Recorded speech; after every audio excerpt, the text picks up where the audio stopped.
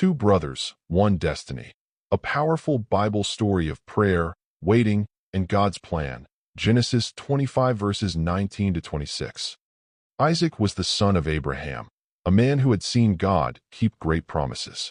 When Isaac was 40 years old, he married a beautiful and kind woman named Rebekah. They loved each other deeply, and like many couples, they dreamed of having children. But year after year passed, and Rebekah could not become pregnant. This was not easy for them. In those days, having children was seen as a great blessing. Rebekah felt the pain, the questions, and the silent tears.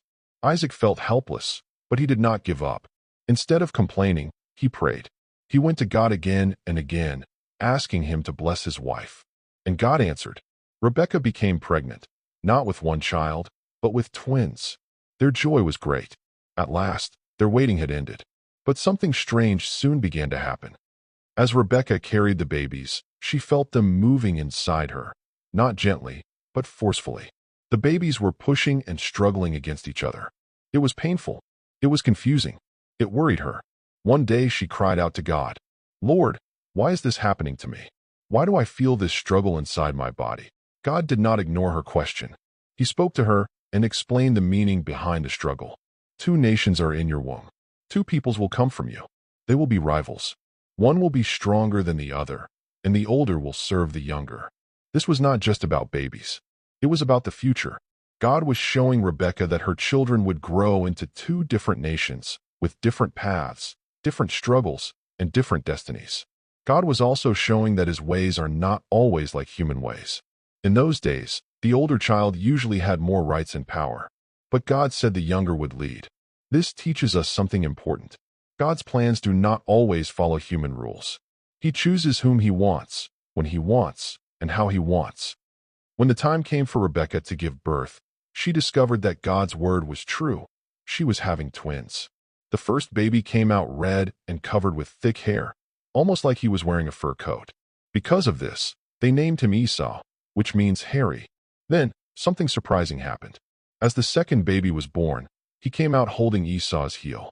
It was as if he was trying to pull his brother back or take his place. Because of this, they named him Jacob, which means one who grasps the heel, or one who follows closely. Isaac was 60 years old when these two boys were born. He had waited 20 years for children. And now, God had not only given him children, he had given him a story that would shape generations. This story is not just about twins. It is about prayer, waiting, God's purpose, and destiny. Here are 5 lessons this story teaches us. 1. Prayer changes things. Isaac did not give up when Rebekah could not have children. He prayed, and God answered. This teaches us that prayer is not a waste of time. Even when nothing seems to change, God is listening. 2. Delay is not denial. They waited many years before their miracle came.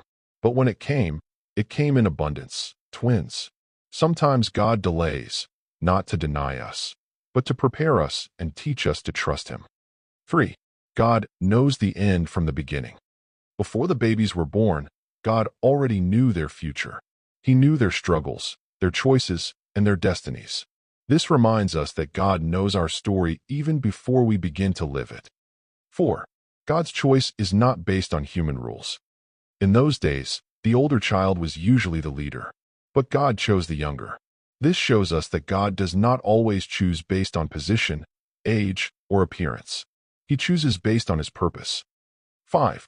Struggles can have meaning. Rebekah's pain was not meaningless. It pointed to something greater. Sometimes the struggles we feel are signs that something important is happening, something God is working out. Just like Isaac and Rebekah, many people today are waiting for children, waiting for healing, waiting for change, waiting for answers. This story reminds us that God sees, God hears, and God cares. And just like Jacob and Esau, we may be born into situations we did not choose, families, struggles, conflicts, but God still has a plan for us. Our beginning does not cancel our destiny. No matter how confused, delayed, or painful your situation may feel, remember this. God is working, even when you do not see it. God is speaking, even when you do not hear it. God is faithful, even when the wait is long. Trust him, pray, and keep believing, because your story is not over.